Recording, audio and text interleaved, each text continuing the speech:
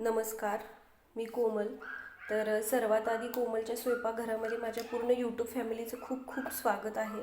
तर इथं तुम्ही खोबरं बघत असाल. तर आज आपण खोबऱ्यापासूनच रेसिपी तयार करणार आहोत. तर खोबऱ्यापासून म्हणजे खोबऱ्याची बर्फी आज आपण बनवणार आहोत. तर अगदी तोंडात टाकताच विरघळणारी अतिशय चविष्ट अशी ओल्या खोबऱ्याची बर्फी आज आपण बनवणार आहोत.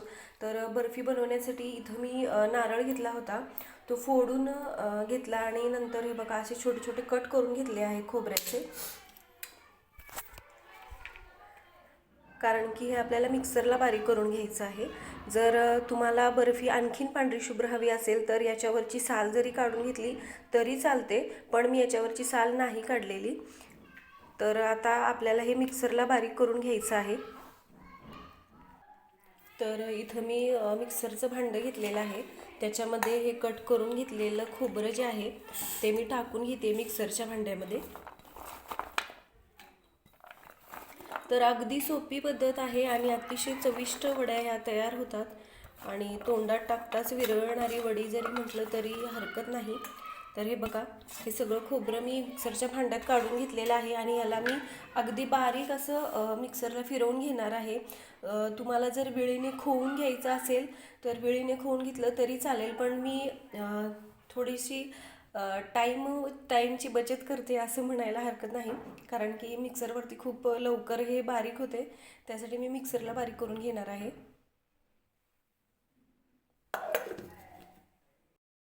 तर हे बघा, इथं मी खोबरं जे घेतलं होतं ते मिक्सरला व्यवस्थित असं बारीक करून घेतलेलं आहे. तर आता मी घेतलेली आहे कढई, ती गरम करायला ठेवलेली आहे. तर सुरुवातीला आपल्याला कढईमध्ये टाकायचं आहे तूप. तर खूप वेगळ्या वेगळ्या पद्धतीनं खोबऱ्याची बर्फी किंवा खोबऱ्याची वडी जी आहे ती बनवली जाते. तर आजची ही माझी पद्धत खोबऱ्याची बर्फी बनवायची, ती कशी वाटली ती सुद्धा कमेंट करून सांगा.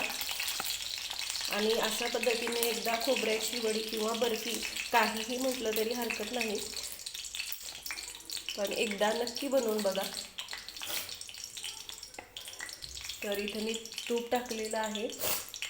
तूप थोडंसं विरघळू द्यायचं आहे.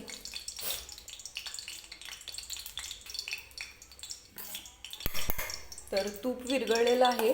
आता मी याच्यामध्ये टाकणार आहे जो आपण खोबरं मिक्सरला बारीक करून घेतलं होतं, ओलं खोबरं.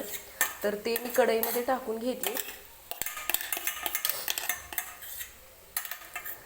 तर खोबरं खवून घेतलं तरी चालतं, पण ते खवताना खूप जास्त टाईम लागतो, त्यासाठी मी ही सोपी पद्धत वापरते. अगदी झटपट तयार होतात वड्या.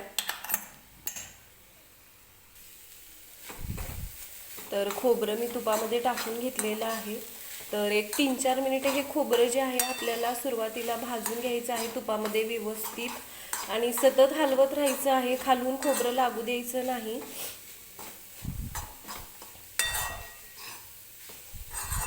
तर हे बघा, सारखं असं हलवत राहायचं आहे, खोबरं खाली लागलं नाही पाहिजे आहे, आणि सोबतच एकसारखं सगळीकडून भाजलं सुद्धा पाहिजे. तर हे बघा, मी सारखं सारखं हे खोबरं हलवते आहे. आणि लक्षात ठेवायचं, गॅस आपल्याला मीडियम ठेवायचा आहे, खूप फास्ट गॅस ठेवायचा नाही, नाहीतर खोबरं खालून करपतं. पण शक्यतो मी म्हणेन, ज्यावेळेस तुम्ही वडी वगैरे बनवाल खोबऱ्याची किंवा आणखीन कोणती, तर त्यावेळेस जाड अशी कढई घ्यायची, म्हणजे ती खूप जास्त लवकर अशी खालून लागत वगैरे नाही कोणताही पदार्थ बनवला तर. तर ही माझ्याकडे अशी थोडीशी जाड कढई आहे, तर मी तीच घेतलेली आहे. तर हे बघा, मी खोबरं व्यवस्थित तुपामध्ये सुरुवातीला भाजून घेते. तर आता मी आणखीन थोडंसं तूप या खोबऱ्यामध्ये टाकणार आहे. तर तुपामुळं ह्या खोबऱ्याच्या बर्फीला छान अशी टेस्ट येते.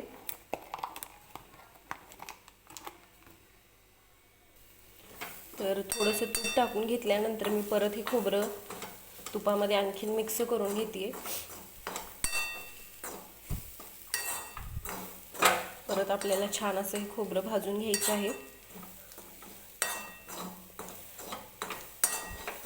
खालून खोबरं लागलं नाही पाहिजे याची काळजी घ्यायची.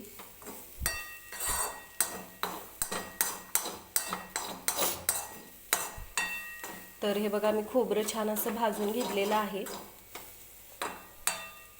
एक 3-4 मिनिट हे खोबरं मी भाजून घेतले व्यवस्थित तुपामध्ये।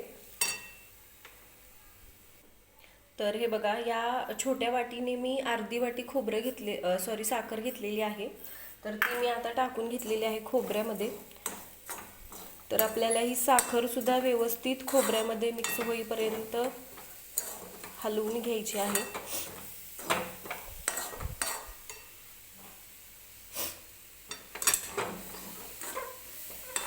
तर साखरेचं प्रमाण जे आहे ते तुम्ही तुमच्या आवडीनुसार कमी जास्त करू शकता।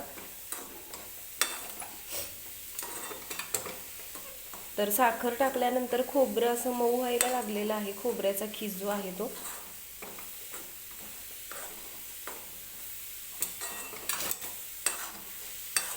तर मी गॅस एकदम बारीक ठेवलेला आहे। तर बारीक गॅसवरतीच आपल्याला पूर्ण साखर या खोबऱ्यामध्ये विरघळवून घ्यायची आहे आणि याचा एकसारखा असा घट्ट गोळा जोपर्यंत तयार होत नाही तोपर्यंत आपल्याला हे खोबरं असंच हलवत राहायचं आहे।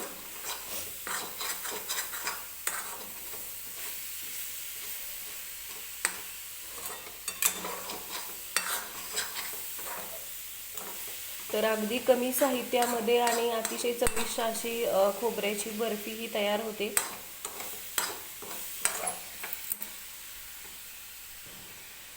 तर हे बघा मी हे मिश्रण जे आहे ते सारखं असं हलवतीये, अजिबात खाली असं लागलेलं वगैरे नाही, तुम्ही बघू शकताय।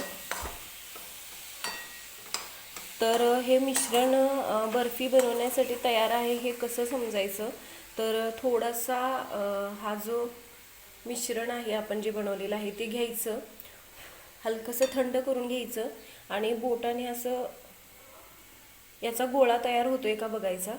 तर हे बघा हा गोळा आणखीन तयार होत नाही, म्हणजे असं सुटसुटीत होतं हे, म्हणजे आणखीन थोडा वेळ आपल्याला हे असंच परतून घ्यायचं आहे। तोपर्यंत मी वडी बनवण्यासाठी इथं असा एक चौकोनी ट्रे घेतलेला आहे, म्हणजे केक टीन आहे हा।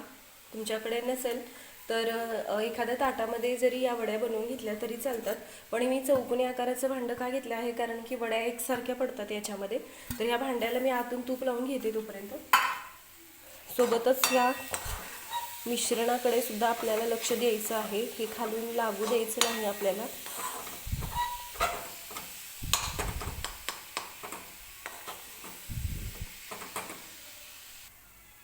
तर आता मी याच्यामध्ये टाकणार आहे अर्धा चमचा वेलची पूड। तर वेलची पूड टाकल्यामुळे बर्फीला आणखीन छान अशी टेस्ट येते। परत एकदा व्यवस्थित मिक्स करून घ्यायचं आहे आपल्याला। जसजशी साखर विरघळत येतच तसं हे मिश्रण घट्ट होत येते, तुम्ही बघू शकता। मध्ये मध्ये थोडंसं हाताने हे मिश्रण हातावरती घेऊन चेक करत राहायचं की याचा गोळा तयार होतोय का, म्हणजे एकसारखी गोळी छोटीशी अशी बनते का हे बघायचं। तर सुरुवातीला हे मिश्रण असं सुटसुटीत होत होतं, तुम्ही बघू शकताय। तर आता हे खूप जास्त असं सुटसुटीत होत नाहीये, तर हे छान असं तयार व्हायला लागलेलं आहे मिश्रण। पण आणखीन 2-3 मिनिटं मी ह्याला व्यवस्थित असंच परतून घेणार आहे।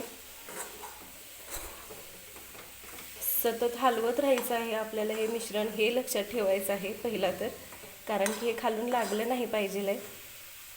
मग ती वडी जी आहे, बर्फी जी आहे ती करपल्यासारखी लागते।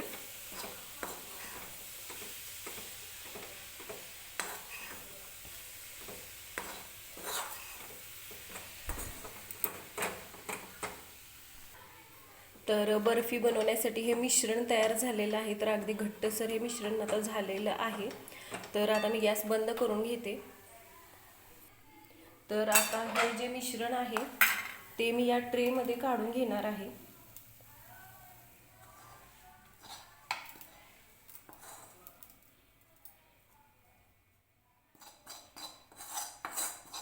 तर अगदी पटकन हे मिश्रण आपल्याला या ट्रेमध्ये काढून घ्यायचं आहे।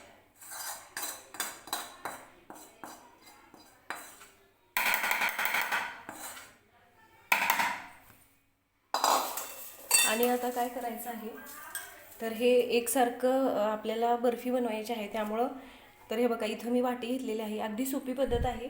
त्या वाटीने काय करायचं, हे मिश्रण गरम असतं त्यामुळे हाताला चटके बसतात. त्यामुळं अशा पद्धतीने हे बघा मी वाटी घेते आणि हे मिश्रण जे आहे ते छान असं पसरवून घेते, म्हणजे वड्यासुद्धा एकसारख्या होतात आणि आपल्या हाताला सुद्धा भाजत वगैरे नाही. त्यामुळे ही सोपी पद्धत मी वापरते.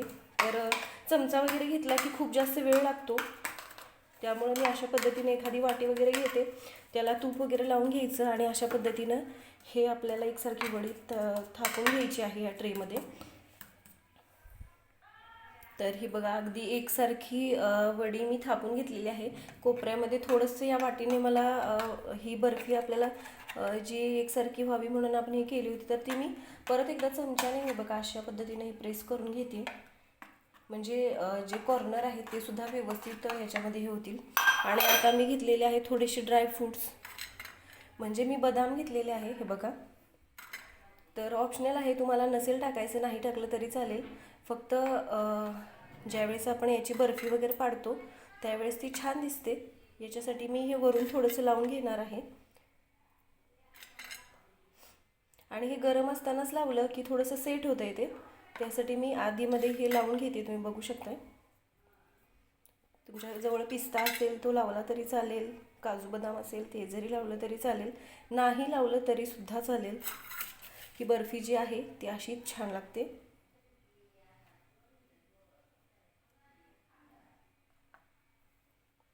तर आता मी हे सगळं हाताने जराशी हे बदाम जे आहेत ते खाली प्रेस करून घेते.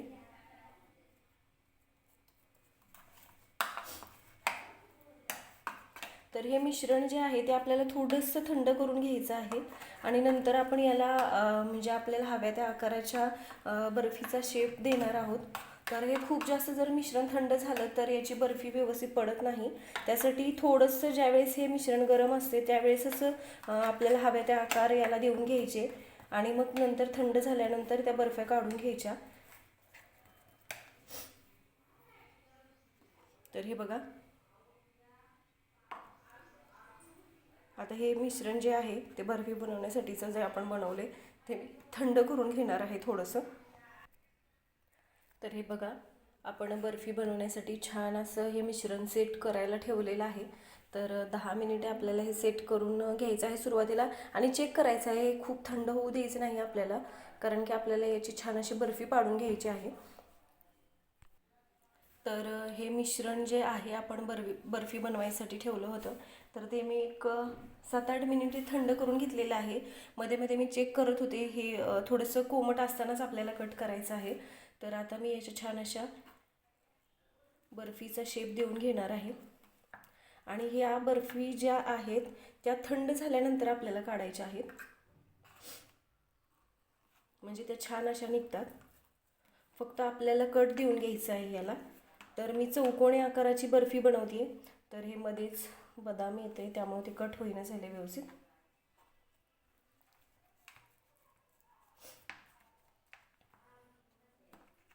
तर सुरुवातीला मी उभं कट केलेलं आहे आणि आता मी याला आडवी कट देऊन घेणार आहे.